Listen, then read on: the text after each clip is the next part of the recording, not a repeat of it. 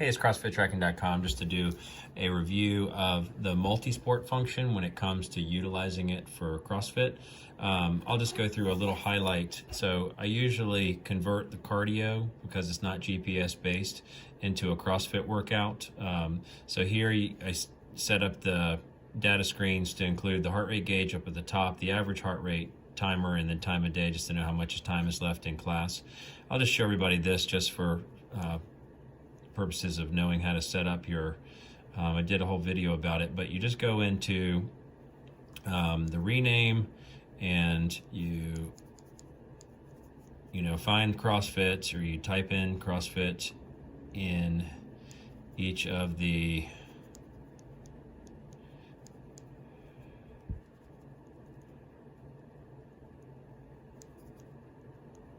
so that it actually comes up and it says CrossFit. But so you have that there, and then you got to make sure you scroll to the top before you back out of it, because it'll just delete what you've done. So now it's listed as CrossFit settings. So one of the things that was really unique in doing a MultiSport for the first time was that you can go in and you have these preset ones, but you can do custom. So the other day we did, so I can just call this A, B, C. So you name it, and maybe this is a workout that you want to repeat. So you choose the activity number 1. So we ran for 1 mile, choose activity number 2. We did 25 devil's presses, so I did that as a CrossFit. And then you choose activity number 3, and we did 2,000 meter row. And then you click done, and you're basically done. So ABC is now a new favorite. And then functionally, yeah, fine.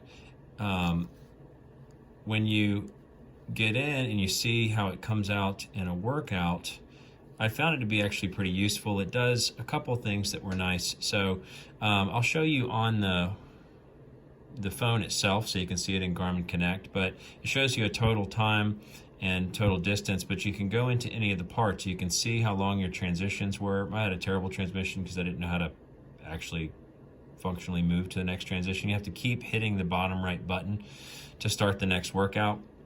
So it categorizes the run, but on each of the segments, it'll give you all your stats, like your load, your cadence, all of the primary things you would want for a run. And then it gives you the training effect. The training effect is the load so far in the workout. So then you go back into transition 2. You've got this. Now this was a shorter segment. It was actually a lot longer than it really was, because I couldn't find my partner and also couldn't figure out how to transition to the next one. But so this was a 6-minute workout, but the load was not 3.1, but this is the cumulative effect. And now we've amassed 121 of load, which will go into the calculation of your overall, weekly training level. So the row indoor, and actually this is sort of the final heavy duty load, and it shows all the stats. And then you can go into overall. The overall doesn't show as much visually. You just have your distance for the run itself, the total time, the total calories, average heart rate, and then your total impact to a training effect, both aerobic and anaerobic. But you can at least go into, and it looks better on the phone itself, but you can see all the components of each piece by scrolling through. And so if you ever have a workout that has one single piece that has a longer segment to it that you want to track the stats, so like in the row indoor, it tracks the strokes total and the strokes per minute. I definitely wasn't killing it, but either way, it'll give you all of your stats in a summary form. So it builds it. So what happens if you wanted to track your run and then later track your 2,000 meter row, and in the middle track your CrossFit, it would not properly accumulate the amount of load on your body, the amount of exertion that you expended. So using the MultiSport, so you can either use a CrossFit generic, and then you would not track your cadence and your mileage. You would not track your strokes per minute and total strokes on the 2,000 meter portion. So you wouldn't get those other stats, but using the MultiSport you do. Typically, if it's, rounds for time, or there's just a multi-layered workout, I just set it to CrossFit and just track the whole thing. But here you can at least see some of the internal stats for each piece. Just wanted to go through a MultiSport as well as just do a brief highlight for how you set up a CrossFit dedicated activity. And that is pretty much it. CrossFitTracking.com. Hey, it's CrossFitTracking.com, just to show you a little follow-up on the MultiSport that is converted over to a CrossFit workout converted to a MultiSport. So here I showed you in the video how I set up each of the layers to it, so you can have it go whatever order you want. You can have it have a biking segment and an indoor biking segment or an outdoor biking segment, however you want to do it.